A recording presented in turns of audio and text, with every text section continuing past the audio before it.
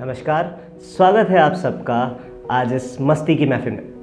नहीं, स्वागत है आप सबका आज इस रंग में, माफ़ कीजिएगा, स्वागत है आप सबका कहानी आकार में।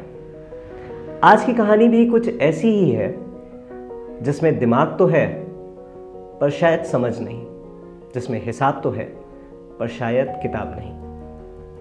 मैं श्रेयस मिश्रा आशा करता हूं कि आप सब ठीक होंगे और इसके साथ मैं शुरू करता हूं आज की कहानी। ये बात 2005 या 6 की होगी, जब मुंबई में रहने वाला एक लड़का रजत अपने रोज़ के काम के लिए थोड़ा लेट उठा। जल्दी जल्दी में तैयार हुआ, बिना कुछ खाए पिए ऑफिस की ओर भाग पड़ा। आज वो अपने 10 बजे के ऑफिस में 11 बजे पहुंचा था। पहुंचा लेट, लेकिन किस्मत से उसके मैनेजर नहीं आए थे। डांट खाने से बच गया बेचारा। वीकेंड का टाइम होगा तो उस वजह से उसको बीते हुए कल से लेकर आने वाले कल तक के लिए सारा काम करके देना था। पूरे दिन थकने के बाद, एकदम बुरी हालत में होने के बाद उसके कुछ दोस्तों का फोन आया जिसे उसने इग्नोर कर दिया।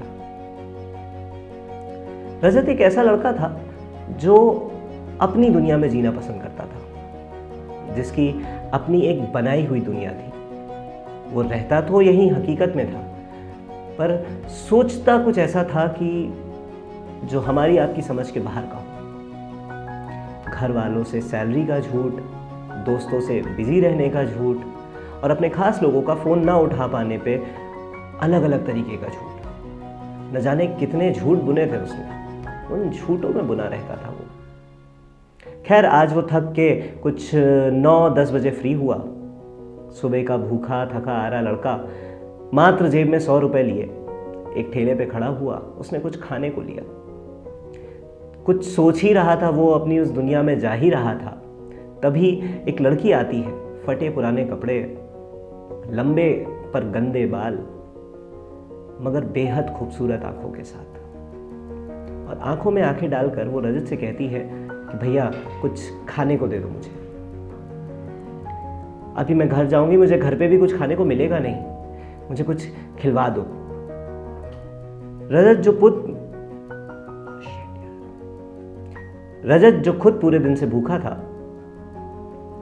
आज वो न जाने क्या सोचते हुए उसका हाथ अपने आप बढ़ गया आगे। उसने अपने खाने की प्लेट उस लड़की को थमा दी। फिर वो कुछ सोचता रहा। लड़की भी खा पी कर चल दी। रजत ने सोचा कि घर जाके भी मैं क्या करूंगा। वो उस लड़की के पीछे चल दिया। कुछ 4-5 गलियों में मुड़ने के बाद वो लड़की एक गुमटी पे जा खड़ी हुई। लकड़ी का बना हुआ एक छोटा सा घर, जिसके बाहर चाय सिगरेट रखा हुआ है और एक बुजुर्ग सा इंसान उसे बेच रहा है। वो जाकर उनसे कहती है कि ताऊ जी, ये मेरी दिन की कमाई है।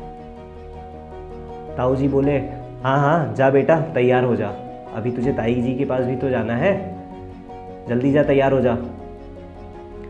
रजत ने सोचा कि यार ठीक है, अब घर आ गई है शायद वो, और अब तो उसे कहीं जाना भी है, अब मैं अपने घर जाता हूँ। मगर उसने उस लड़की की आंखों में उदासी देखी थी। वो लड़की खुश नहीं थी।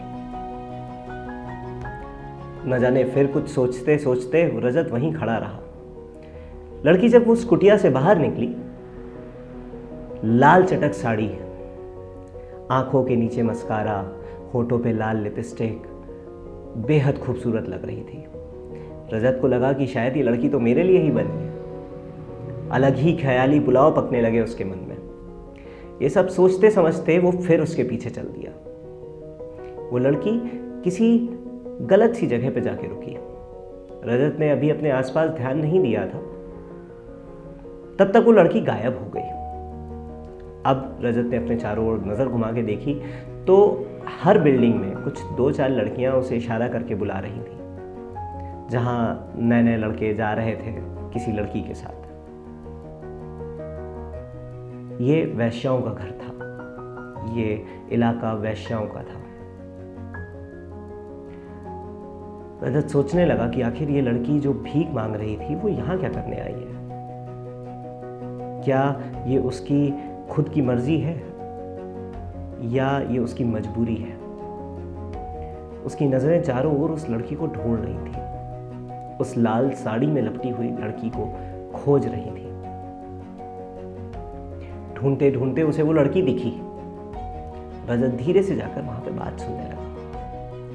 लड़की किसी औरत से बोल रही थी, जी ताई जी बताइए, आज मुझे क्या करना है। ताई जी बोली कि बेटा तू तो खुश हो जा, तेरे छोटे भाई की फीस और तेरे बाप का लिया हुआ कर्ज सब माफ कर दूंगी आज मैं, अगर आज तूने मेरे इस आदमी को खुश कर दिया तो।